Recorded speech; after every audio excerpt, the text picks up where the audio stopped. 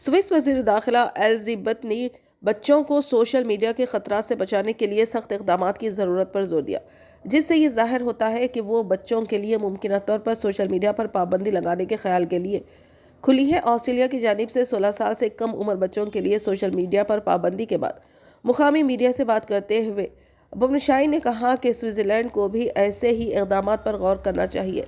इन्होंने कहा, ऑस्ट्रेलिया और यूरोपीय यूनियन में होने वाली बहस अहम है और इस पर स्विट्ज़रलैंड में भी बहस होनी चाहिए।